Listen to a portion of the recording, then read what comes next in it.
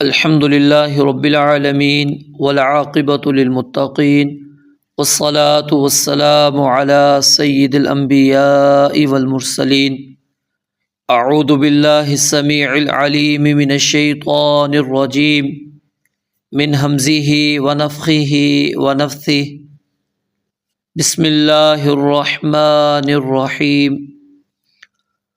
سورة صاد مکیہ.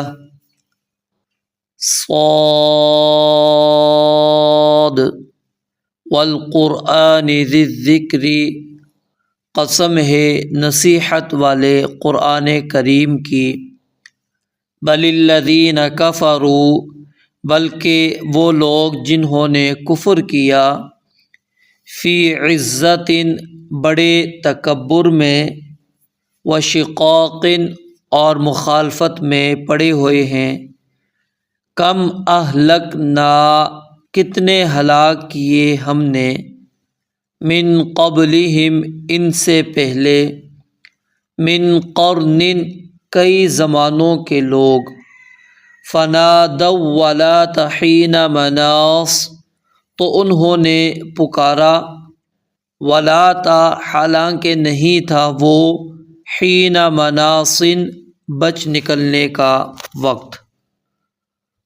سورہ صاد بالاجماع مکی صورت ہے، اگرچہ علامہ سیوطی رحمۃ اللہ علیہ نے ایک قول یہ نقل کیا ہے کہ یہ صورت مدنی ہے، لیکن ان کا یہ قول درست نہیں ہے.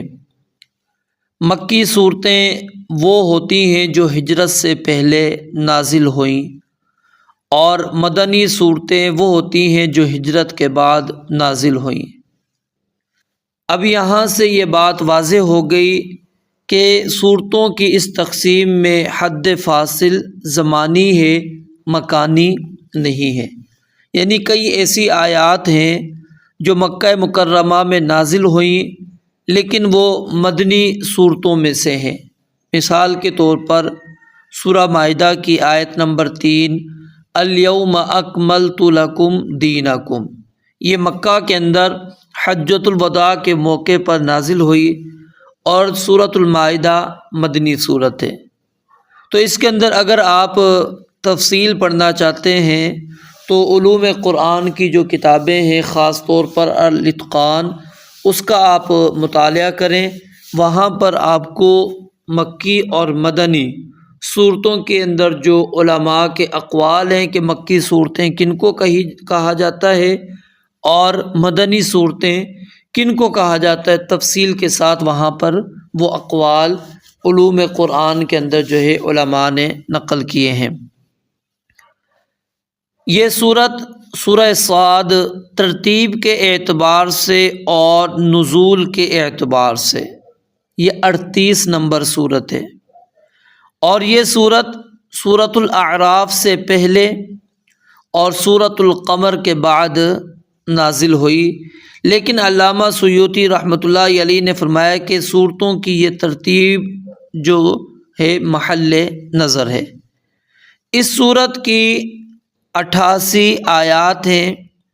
اہل کوفہ کے قراء کے نزدیک بھی یہی تعداد ہے، اور اہل حجاز، اہل شام اور اہل بصرہ کے نزدیک 86 آیات ہیں.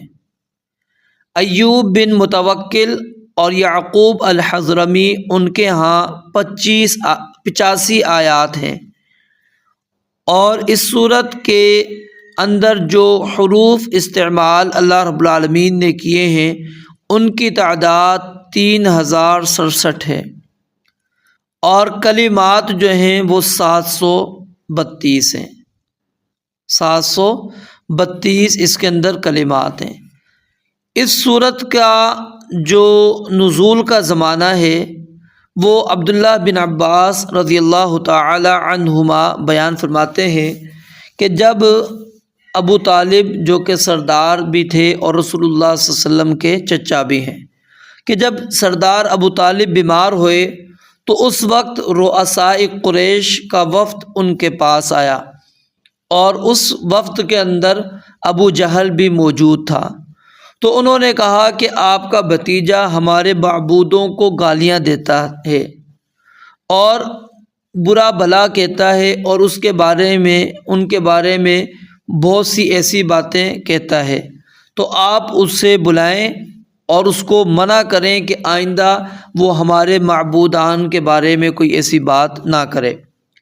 تو چنانچہ سردار ابو طالب نے رسول اللہ صلی اللہ علیہ وسلم کو بلایا، نبی علیہ الصلاۃ تشریف لائے۔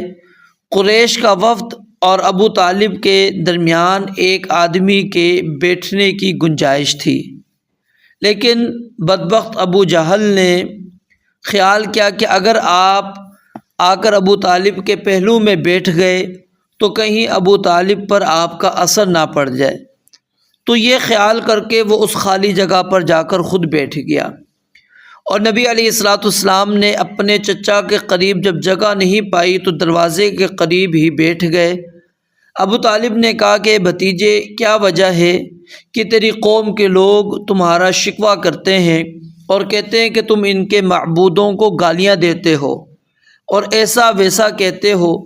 تو نبی مکرم علیہ السلام نے فرمایا، اے چچا، میں ان سے ایک کلمے کی امید رکھتا ہوں، یہ وہ کلمہ کہہ لیں تو سارا عرب ان کے تابع فرمان ہوگا اور عجم انہیں جزیہ دے گا۔ سب نے کہا، تمہارے باپ کی قسم، ایک نہیں 10 کلمے کہنے کے لیے ہم تیار ہیں، وہ کیا کلمہ ہے؟ تو ابو طالب نے کہا، بھتیجے وہ کون سا کلمہ ہے ذرا بتاؤ؟ تو آپ علیہ السلام نے اس وقت یہ بات بیان فرمائی کہ لا الہ الا اللہ۔ وہ سارے رؤساء قریش جو ہیں کپڑے جھاڑتے ہوئے چلے گئے اور کہتے گئے کہ عجیب بات ہے کہ تمام معبودوں کی جگہ صرف ایک معبود بنا دیا۔ تو اس پر یہ ابتدائی جو آیات ہیں سورہ صاد کی اللہ رب العالمین نے نازل فرمائی۔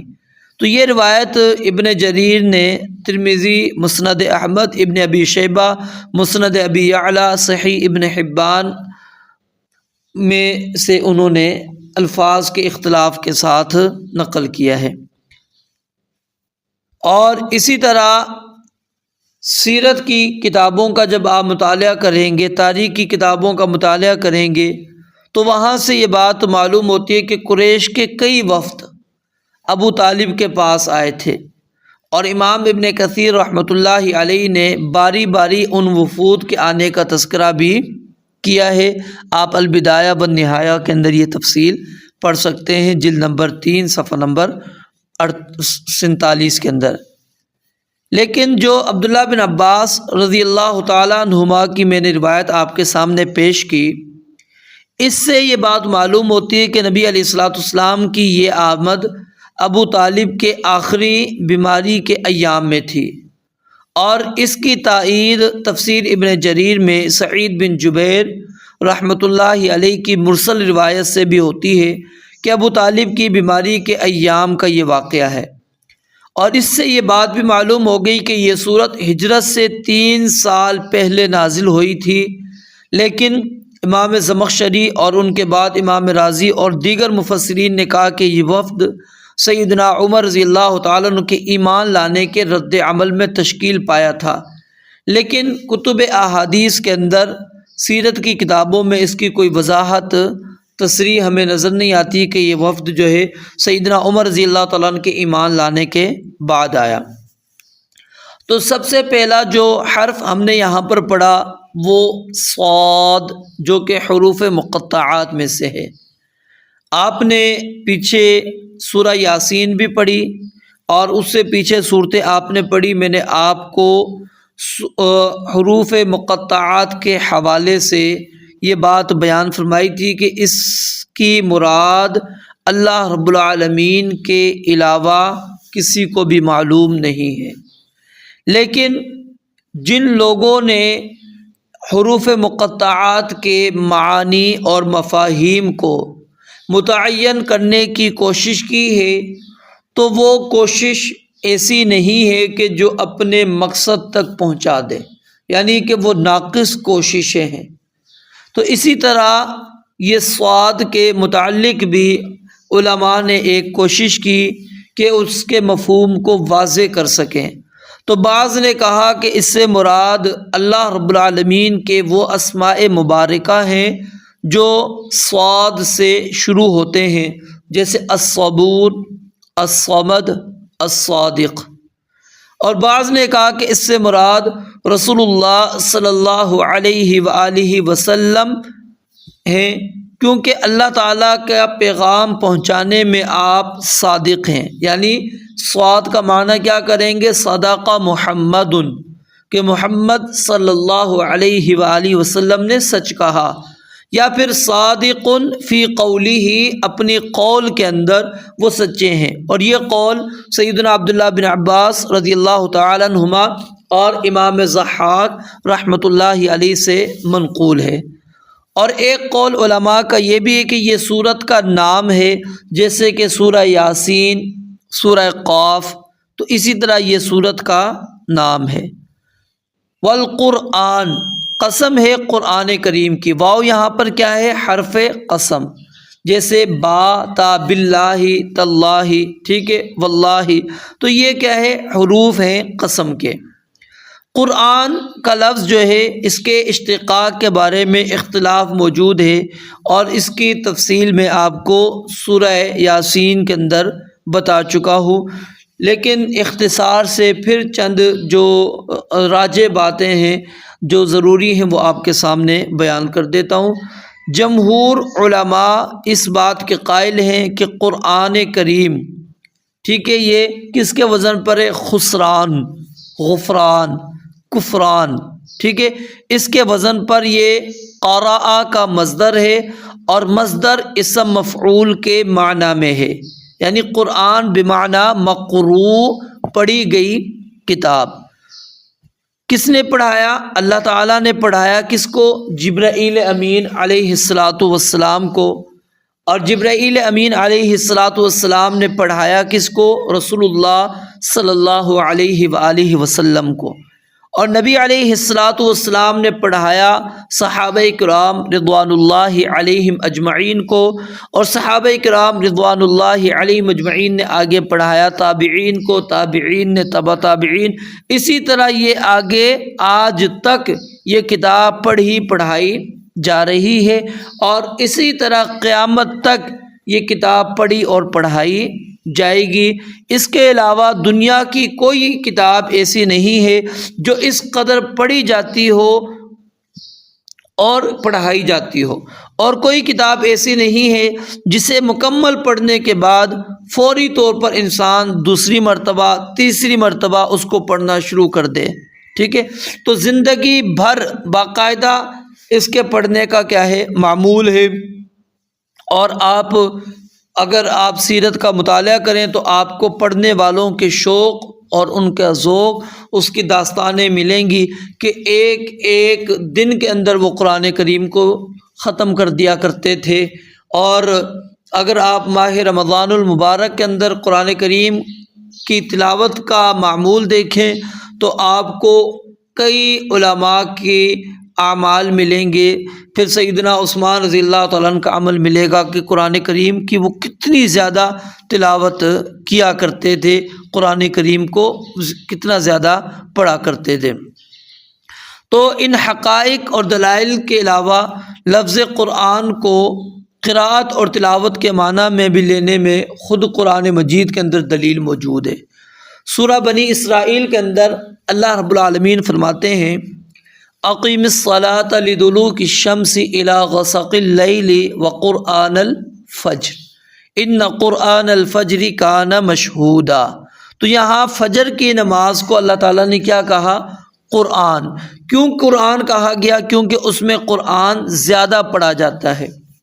اسی طرح سورہ القیامہ کے اندر اللہ تعالیٰ فرماتے ہیں ان علینا جمعہ وقرآنہ فاذا قرأناہ فاتبع قرآنہ۔ تو یہاں دونوں جگہ پر لفظ قرآن کس کے معنی میں آیا؟ قراءت کے معنی میں، یعنی پڑھنے کے معنی میں۔ تو آپ کے پاس فرشتہ وحی لے کر آتا ہے جبریل امین علیہ السلام، تو جب اللہ رب العالمین کی وہ وحی لے کر آپ کے پاس آتا ہے تو اللہ رب العالمین نے کہا آپ پڑھنے کے اندر تکلف نہ کریں، آپ کے قلب اطہر میں جمع کرنا اور آپ کی زبان سے پڑھوانا یہ ہماری ذمہ داری ہے۔ اور سیدنا عبداللہ بن عباس رضی اللہ تعالی عنہما کا بھی یہی قول ہے کہ لفظ قرآن کے یہی معنی ہے۔ اب یہاں پر یہ بات یاد رہے کہ اللہ رب العالمین نے قرآن کریم کی قسم کھائی ہے۔ ہمارے لیے قرآن کریم کی قسم کھانے کی کوئی دلیل نہیں ہے، ہمارے لیے قرآن کے قسم کھانے کی کوئی دلیل نہیں ہے، صرف دلیل ہے تو یہ ہے کہ یہ اللہ تعالیٰ کا کیا ہے؟ کلام ہے، اللہ تعالیٰ کی صفت مخلوق نہیں ہے جیسا کہ جہمیہ کہتے ہیں، اور اللہ تعالیٰ کی صفات کی قسم کھانا جائز ہے۔ اللہ تعالیٰ نے مخلوق کی قسم کھائی ہے، جیسے والشمس وضحاها واللیل اذا یغشی والصافات صفا۔ ہمارے لیے کیا ہے؟ مخلوق کی قسم کھانا ناجائز اور حرام ہے۔ تو قرآن کریم کی جب ہم قسم کھائیں گے وہ کس اعتبار سے کہ قرآن کریم کلام اللہ ہے، اللہ تعالیٰ کا کلام ہے اور یہ اللہ تعالیٰ کی صفت ہے، تو اللہ تعالیٰ کی صفت کی قسم کھانا کیا ہے؟ جائز ہے۔ پھر اس کے بعد لفظ ہے ذی ذکر۔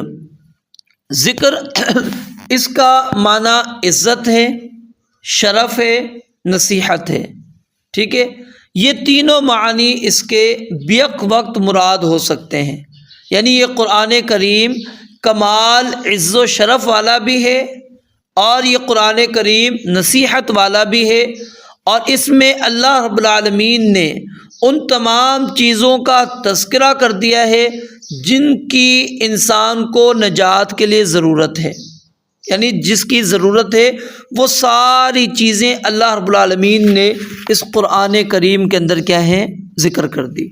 تو ذکر نصیحت والے، نصیحت برے شرف والے، تو یہ قرآن کریم کی کیا بن جائے گی؟ صفت ہو جائے گی، جیسا کہ آپ نے پیچھے سورہ یاسین کے اندر پڑھا تھا، یاسین والقرآن الحکیم، الحکیم اس کی صفت، پھر قاف والقرآن المجید، المجید اس کی صفت۔ تو ذکر کے معنی نصیحت اور یاد دہانی کے، اور اسی طرح یہ آپ آگے آیت نمبر 8 کے اندر پڑھیں گے، اَأُنزِلَ عَلَيْهِ الذِّكْرُ مِن بَيْنِنَا، کیا ہمارے درمیان میں سے اسی پر نصیحت نازل کی گئی ہے؟ اور اسی طرح سورہ انبیاء میں اللہ تعالیٰ فرماتے ہیں وَهَذَا ذِكْرٌ مُبَارَكٌ أَنزَلْنَاهُ أَفَأَنْتُمْ لَهُ مُنْكِرُونَ، کہ یہ ایک بابرکت نصیحت ہے قرآن کریم جس کو ہم نے نازل کیا، تو کیا تم اس کے منکر ہو، انکاری ہو؟ اور پھر اسی طرح سورہ صافات کے اندر آپ نے یہ بات پڑھی تھی لو ان عندنا ذکرا من الاولین لکنا عباد اللہ المخلصین، کہ اگر ہمارے پاس واقعی کوئی نصیحت ہوتی تو ہم ضرور اللہ تعالیٰ کے چنے ہوئے بندوں میں سے ہوتے۔ تو اب جب یہ ذکر اللہ رب العالمین فرماتے ہیں تمہارے پاس آ گیا تو تمہیں اپنی تمنا کے مطابق اس پر ایمان لانا چاہیے تھا، لیکن اب تم اسے تسلیم کرنے کے لیے تیار نہیں ہو۔ اور دوسرا معنی ذکر کے کیا ہے؟ شرف اور عزت، اور یہ معنی سیدنا عبداللہ بن عباس رضی اللہ تعالیٰ عنہما نے اور سعید بن جبیر رحمہ اللہ نے بیان کیا ہے، اور انہوں نے دلیل کے طور پر قرآن کریم کی اس آیت کو لیا ہے وَإِنَّهُ لَذِكْرٌ لَكَ وَلِقَوْمِكَ وَسَوْفَ تُسْأَلُونَ، کیونکہ اس میں جو لفظ ذکر اس آیت میں استعمال ہوا ہے وہ شرف کے معنی میں، کہ یہ قرآن تمہارے لیے اور تمہاری قوم کے لیے باعث شرف ہے، یعنی جو بھی قرآن کریم پر ایمان لاتا ہے دنیا اور آخرت میں وہ عزت شرف پا لیتا ہے۔ سیدنا عمر رضی اللہ تعالیٰ عنہ نے مکہ مکرمہ میں نافع الخزاعی ان کو نگران مقرر کیا تھا، تو جب سیدنا عمر رضی اللہ تعالیٰ عنہ مکہ تشریف لے گئے تو نافع الخزاعی ان کے استقبال کے لیے وادی عسفان میں چلے گئے۔ سیدنا عمر رضی اللہ تعالیٰ عنہ نے ان سے پوچھا کہ مکہ مکرمہ میں کس کو نمائندے کے طور پر آپ مقرر کر کے آئے ہو؟ تو نافع نے کہا کہ میں نے ابن ابزا کو مقرر کیا ہے۔ سیدنا عمر رضی اللہ تعالیٰ عنہ نے کہا کہ ابن ابزا کون ہے؟ کبھی ہم نے سنا نہیں اس کے بارے میں۔ کہا کہ ابن ابزا ایک غلام ہے۔ تو سیدنا عمر رضی اللہ تعالیٰ نے کہا کہ کیا غلام کو تم نے ان پر نگران مقرر کر دیا ہے؟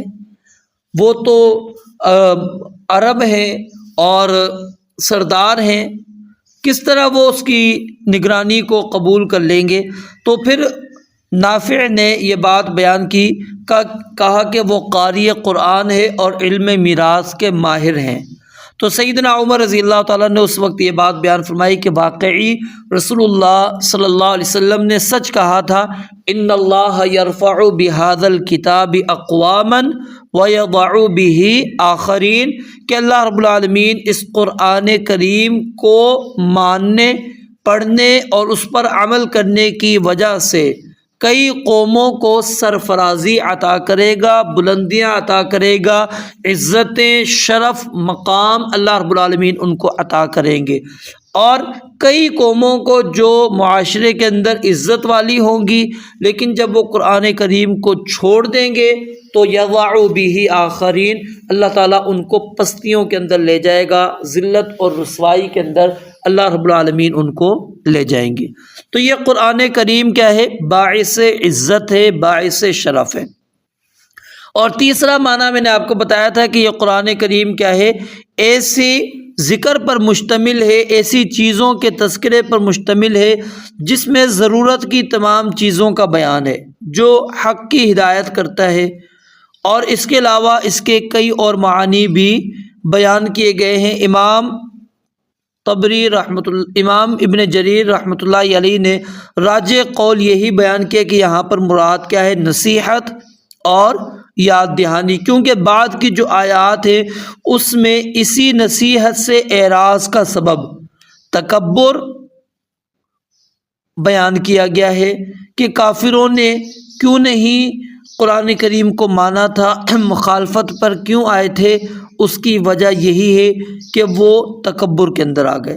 تو فرمایا کہ بل الذین کفروا، بلکہ وہ لوگ جنہوں نے کفر کیا، فی عزت، اب یہ بل کا جو لفظ ہے نا یہ بتلا رہا ہے، اس سے پہلے کوئی جملہ یہاں پر محذوف ہے، کیونکہ یہ لفظ پہلی بات کی نفی پر بولا جاتا ہے، یہ پہلی بات کی نفی پر بولا جاتا ہے، اور وہ بات یقیناً یہاں پر کچھ نہ کچھ کیا ہے؟ محذوف ہے۔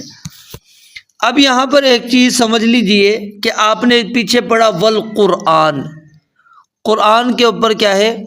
واو قسمیہ تھا، واو کیا تھا؟ قسمیہ تھا۔ تو اب اس کا مقسم علیہ، قرآن کی قسم کا مقسم علیہ کیا ہے؟ یہ لفظاً مذکور نہیں ہے۔ امام قتادہ رحمۃ اللہ علیہ بیان کرتے ہیں کہ اس کا مقسم علیہ بعد کی آیت جو ہے بل الذین کفروا فی عزت و شقاق ہے، اور امام ابن جریر نے بھی اسی کو ہی راجح قرار دیا ہے کہ بل کفار کی تکذیب پر دلالت کرتا ہے اور ان کے اعتراض کے جواب کے قائم مقام ہے۔ تو مفہوم کیا ہے؟ نصیحت بھرے قرآن کی قسم، یہ قرآن حق ہے اور من جانب اللہ ہے، یہ اللہ پر افطرا نہیں ہے جیسے مشرکین کہتے ہیں۔ مشرکین کے انکار کی وجہ کسی دلیل پر مبنی نہیں ہے، بلکہ ان کے انکار کی وجہ ان کا تکبر، اس کی مخالفت اور مخاصمت ہے، یا وہ معاملہ نہیں ہے جو کفار کہتے ہیں، یعنی مل امر کما قلتم، کفار کیا کہتے تھے؟ قرآن مجید میں مختلف مقامات پر اس کا بیان ہوا، وہ کہتے تھے کہ اللہ تعالیٰ نے کسی بھی انسان پر کچھ بھی نازل نہیں کیا، ما انزل اللہ علی بشر من شیء، اور پھر یہ بھی وہ کہا کرتے تھے کہ آپ اللہ کے رسول نہیں ہیں، وَيَقُولُ الَّذِينَ كَفَرُوا لَسْتَ مُرْسَلًا۔ تو اس سورۃ صاد کی آیت نمبر 4 میں بھی اسی کا بیان ہے کہ قرآن مجید میں اس کی تکذیب کی تردید کا جو اللہ رب العالمین نے سلسلہ رکھا ہے وہ قسمیہ اسلوبی رکھا ہے، جیسے یاسین والقرآن الحکیم انک لمن المرسلین تلک آیات اللہ نتلوها علیک بالحق وانک لمن المرسلین۔ تو یہاں پر سورہ صاد کے اندر گویا کہ مقسم علیہ کیا ہے؟ محذوف ہے۔ مقسم علیہ کیا ہے؟ محذوف ہے۔ بات وہ نہیں ہے جو کفار کہتے ہیں کہ آپ رسول نہیں، آپ رسول برحق ہیں، بلکہ وہ تکبر کی وجہ سے انکار کرتے ہیں۔ اور کفار ایک اللہ کے بجائے انہوں نے متعدد معبودوں کی عبادت بھی کیا کرتے تھے، اور اس صورت کی آیت نمبر 5 میں بھی اس کا تذکرہ موجود ہے، اور اللہ رب العالمین نے اسی قسمیہ اسلوب میں اس کی تردید بھی کی اور فرمایا کہ تمہارا معبود ایک ہی ہے۔ اور پیچھے آپ سورہ صافات کے اندر بھی پڑھ کر آ چکے ہیں، وَالصَّافَّاتِ صَفًّا فَالزَّاجِرَاتِ زَجْرًا فَالتَّالِيَاتِ ذِكْرًا إِنَّ إِلَٰهَكُمْ لواحد۔ اور اسی طرح کفار قیامت کا بھی وہ انکار کیا کرتے تھے، وَأَقْسَمُوا بِاللَّهِ جَهْدَ أَيْمَانِهِمْ لَا يَبْعَثُ اللَّهُ مَن يَمُوتُ۔ تو ان کے اس انکار کا متعدد مقامات پر اللہ تعالیٰ نے تذکرہ کیا، اور اس کی تردید بھی کئی مقامات پر اجمالاً اور تفصیلاً بیان کر دی۔ سورہ قاف کو جب آپ پڑھیں گے وہاں پر آپ کو رسالت اور قیامت کے انکار کا تذکرہ ملے گا، قاف والقرآن المجید، بل عجبوا ان جاءهم منذر منهم فقال الكافرون هذا شيء عجيب أإذا متنا وكنا ترابا ذلك رجع بعيد قد علمنا ما تنقص الأرض منهم وعندنا كتاب حفيظ۔ تو اس لیے بھی قسم کا یہ جواب بن سکتا ہے کہ یہ بات نہیں ہے کہ قیامت قائم نہیں ہوگی، قیامت آ کے رہے گی۔ اس کا انکار صرف تکبر اور مخاصمت پر مبنی ہے، یعنی کہ گویا کہ یہ سمجھ لیجئے کہ یہاں پر اللہ رب العالمین نے قسم کا جواب الفاظ کے اندر ذکر نہیں کیا، ٹھیک ہے، بلکہ اگلا جو جملہ ہے بل الذین کفروا، یہاں سے نئی بات شروع ہو گئی اور اس سے جواب قسم خود ہی بات سمجھ میں آ رہی ہے، ٹھیک ہے، اور تفسیر میں نے آپ کو بتا دی۔ اور ایک تعویل صاد کی تعبیر میں سیدنا عبداللہ بن عباس رضی اللہ تعالیٰ عنہما اور امام ضحاک کے قول صدق محمد کی روشنی میں یہ بھی کی گئی ہے کہ نصیحت برے قرآن کی قسم کہ محمد صلی اللہ علیہ وآلہ وسلم نے سچ فرمایا، مگر جو انکار کرتے ہیں ان کا انکار تکبر اور ضد کا نتیجہ ہے۔ نبی علیہ الصلوۃ والسلام نے یہی بات بیان فرمائی کہ قرآن کریم معجزہ ہے، ایک اللہ تعالیٰ کی عبادت کرو، میں اللہ کا رسول ہوں اور قیامت آنے والی ہے۔ یوں اس میں اور پہلی تعویل میں کوئی فرق باقی نہیں رہتا۔ اس کے علاوہ بھی بعض علماء نے جواب قسم کے بارے میں مختلف باتیں نقل کی ہیں، لیکن وہ سیاق و سباق سے بعید ہیں، علماء نے ان کی تردید کی ہے، اس کی تفصیل کی یہاں ضرورت بھی نہیں۔ عزت و شقاق، عزہ اس حالت کو کہتے ہیں جو انسان کو مغلوب ہونے سے محفوظ رکھے، یعنی جو صاحب عزت ہوتا ہے وہ کیا ہوتا ہے؟ غالب ہوتا ہے، مغلوب نہیں ہوتا، ٹھیک ہے، جیسا کہ سورہ صافات کی آخری آیت آپ نے پڑھی تھی، سبحان ربک رب العزت عما یصفون وسلام علی المرسلین والحمد للہ رب العالمین۔ اور یہ عزت اللہ سبحانہ و تعالی کے لیے ہے، اس کے رسولوں کے لیے اور ایمان والوں کے لیے۔ کفار اور فساق کی جو عزت ہوتی ہے وہ عارضی اور وقتی ہوتی ہے، اور وہ بتکلف خود کو باعزت ظاہر کرنے کی کوشش کرتے ہیں، اور اس کے لیے وہ اپنا سرمایہ بھی خرچ کرتے ہیں، گنڈا گردی کا مظاہرہ کرتے ہیں۔ اس لیے عزت کا لفظ ان کے لیے تکبر، غرور اور حمیت کے معنی میں استعمال ہوتا ہے، جس سے انسان حق کو ٹھکرا کر جہنم کا ایندھن بن جاتا ہے، جیسا کہ اللہ رب العالمین نے فرمایا وَإِذَا قِيلَ لَهُ اتَّقِ اللَّهَ أَخَذَتْهُ الْعِزَّةُ بِالْإِثْمِ فَحَسْبُهُ جَهَنَّمُ وَلَبِئْسَ الْمِہَادُ۔ تو وہ تکبر کا مارا ہوا کیا کہتا ہے کہ کون ہے مجھے سمجھانے والا، سکھانے والا، وہ سمجھتا ہے میں باعزت ہوں، ٹھیک ہے، اسی عزت، غرور اور ظاہری قوت اور طاقت سے وہ کیا ہے انکار کر بیٹھتا ہے اور جہنم کے گھڑوں کے اندر جا کر پڑ جاتا ہے۔ اور دوسرا لفظ ہے وشقاق، الشقاق مخالفت اور مخاصمت۔ یہ لفظ قرآن مجید میں کئی مقامات پر آیا ہے، جیسا کہ سورہ بقرہ کے اندر آپ نے پڑھا فَإِنْ آمَنُوا بِمِثْلِ مَا آمَنْتُمْ بِهِ فَقَدِ اهْتَدَوْا وَإِنْ تَوَلَّوْا فَإِنَّمَا هُمْ فِي شِقَاقٍ۔ اب یہ شقاق، بعض نے کہا کہ یہ شق العصا، ٹھیک ہے، اس کے محاورے سے ماخوذ ہے۔ اور بعض نے کہا کہ شقاق کی اصل کیا ہے؟ مشقت، کیونکہ مخالف اور معاند دوسرے فریق کو مخالفت سے مشقت میں مبتلا کر دیتا ہے۔ اور بعض نے کہا کہ اس کی اصل کیا ہے؟ الشق، یعنی جانب، ایک طرف، ٹھیک ہے، کیونکہ مخالف اپنے مد مقابل کی دوسری طرف ہوتا ہے۔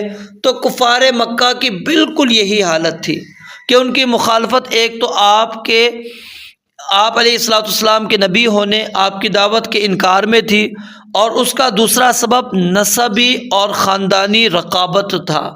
حتیٰ کہ ابو جہل نے ایک مرحلے پر کہا تھا کہ ہمارا اور بنو عبد مناف کا شرف و فضل میں جھگڑا رہا، انہوں نے لوگوں کو کھانا کھلایا تو ہم نے بھی کھلایا، انہوں نے لوگوں کی مدد کی، انہوں نے لوگوں کے بوجھ اٹھائے تو ہم نے بھی مدد کی، بوجھ اٹھائے، انہوں نے خیر و سخاوت کی، ہم نے بھی کی، یہاں تک کہ سواریوں پر ان کے گھٹنے سے گھٹنے ملے رہے، ہم شرط کے گھوڑوں کی طرح برابر رہے۔ اب وہ کہتے ہیں کہ ہمارا نبی ہے، اس پر آسمان سے وحی آتی ہے، ہم یہ مقام کیسے حاصل کریں؟ اللہ کی قسم ہم یہ کبھی گوارا نہیں کریں گے۔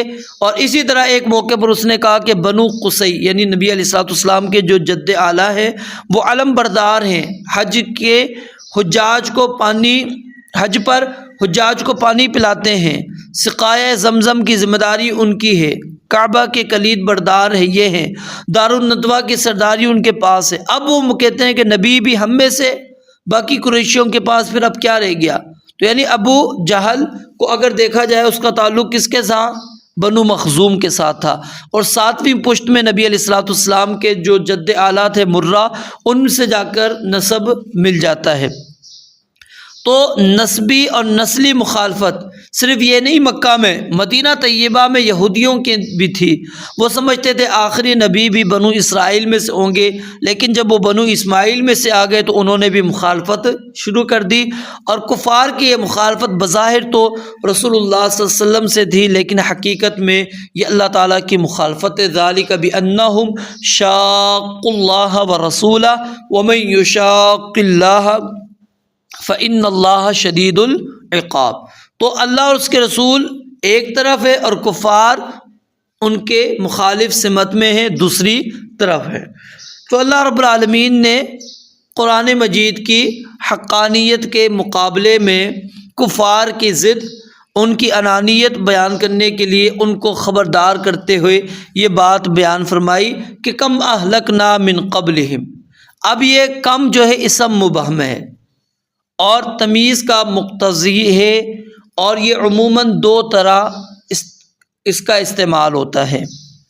نمبر ایک، استفہام کے لیے، یعنی کتنی مدت، کتنی تعداد۔ اس حالت میں اس کی جو تمیز ہوتی ہے وہ مفرد منصوب ہوتی ہے، جیسے کم درہمن، ٹھیک ہے۔ اور دوسرا اس کا استعمال ہوتا ہے خبر کے لیے، جو تعداد کی کثرت اور قلت کو ظاہر کرتا ہے۔ اس وقت اس کی تمیز جو ہوتی ہے وہ مجرور ہوتی ہے، جیسے کم شیئن، اور کبھی تمیز سے پہلے من ہوتا ہے، جیسے کم من شیئن، یا جیسے یہاں پر آپ نے پڑھا کم اہلکنا من قبلہم من قرن، ٹھیک ہے۔ تو ہم نے ان سے پہلے کتنی ہی قوموں کو ہلاک کر دیا۔ اگر جملہ ہوتا کم اہلکنا من قبلہم، ہم نے کتنے ہی ان سے پہلے ہلاک کر دیا، تو یہ بات مبہم رہتی۔ تو اس لیے قرن کا لفظ لا کر اس کو واضح کر دیا کہ ہلاک ہونے والوں سے مراد وہ قومیں ہیں جو ان سے پہلے گزر چکی۔ اللہ تعالیٰ نے قرآن کریم کی کئی آیات میں اس چیز کو، اسی مضمون کو بیان فرمایا، جیسا کہ سورہ نام میں اللہ تعالیٰ فرماتے ہیں الم یروا کما اہلکنا من قبلہم من قرن مکناہم فی الارض ما لم نمکن لکم، ٹھیک ہے۔ تو قوت کے اندر، طاقت کے اندر، مال و دولت میں وہ زیادہ تھے، لیکن اس کے باوجود اللہ رب العالمین فرماتے ہیں ہم نے ان کو ہلاک کر دیا۔ اب قرن کا اطلاق کس چیز پر ہوتا ہے؟ اس کے اندر اختلاف پایا جاتا ہے۔ قرن کا اطلاق یہاں پر جو ہے مراد امت ہے، قوم زمانہ ہے، ٹھیک ہے۔ تو اکثر و بیشتر اس کی تحدید کے اندر 100 سال سمجھا جاتا ہے۔ 100 سال۔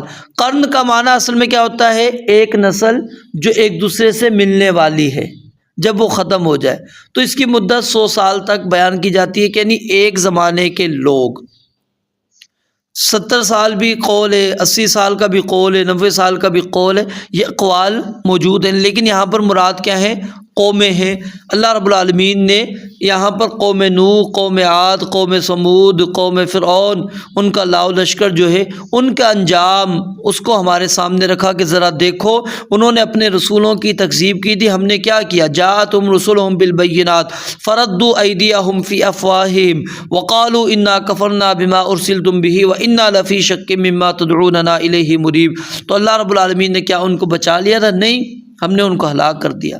فنادوا ولا تحین مناص، اللہ کہتے ہیں جب ان کو ہم ہلاک کرنے لگے تو انہوں نے آواز دی۔ اب یہاں پر اجمال ہے، ٹھیک ہے، اس کی تفصیل قرآن کریم کے مختلف مقامات پر موجود ہے کہ وہ بلند آواز سے انہوں نے کیا پکارا، کس کو پکارا؟ انہوں نے کہا قالوا یا ویلنا انا کنا ظالمین فما زالت تلک دعواہم حتی جعلناہم حصیدا خامدین۔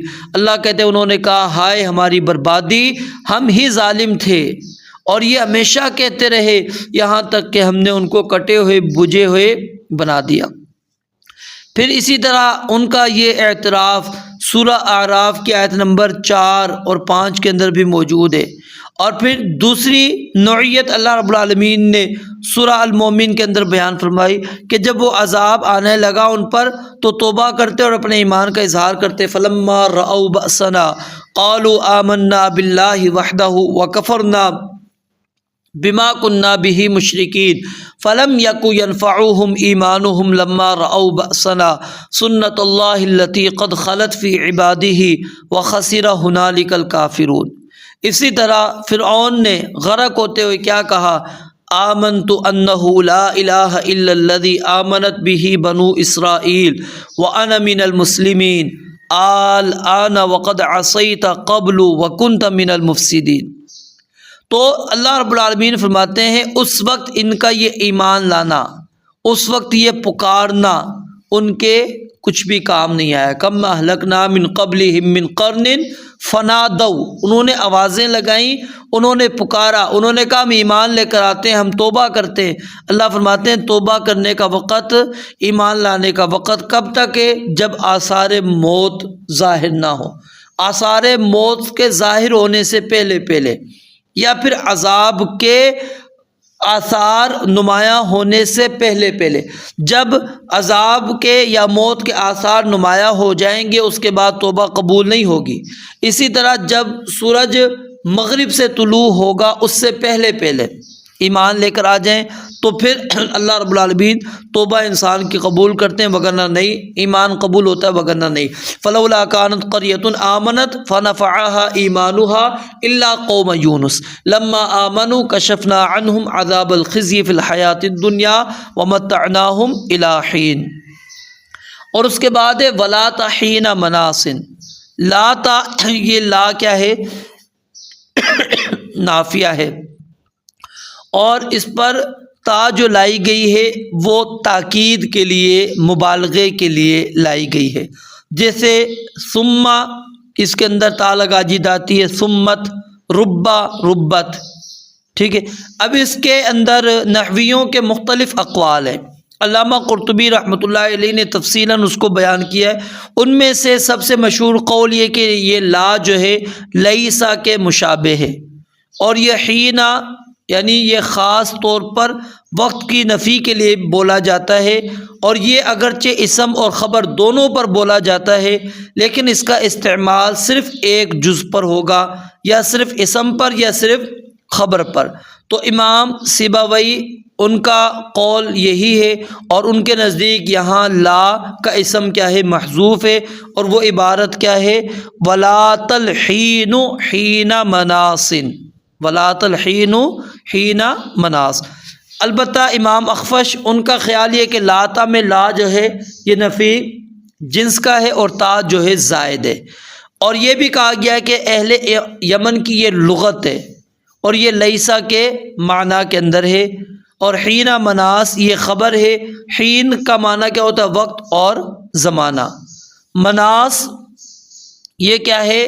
ناسا ینوسو نوسن سے مصدر میمی ہے، ناسا ینوسو نوسن سے کیا ہے مصدری، اور اس کا معنی کیا ہے فر من فلان، کسی سے بھاگ جانا، اور نجا وفاتا بچ کر نکل جانا، نجات پا لینا، یعنی پناہ لینے کے معنی میں بھی ہے، بچ نکلنے کے معنی میں بھی، راہ فرار کے معنی میں بھی۔ تو اللہ تعالیٰ نے یعنی فرمایا کہ جب ہم نے سابقہ ہلاک ہونے والی قوموں پر عذاب بھیجا تو اس وقت اللہ تعالیٰ کو پکارنا ان کا اس عذاب سے بچا نہیں سکا، ٹھیک ہے، وہ اس پکار کی وجہ سے اس عذاب سے بچ نہیں سکے۔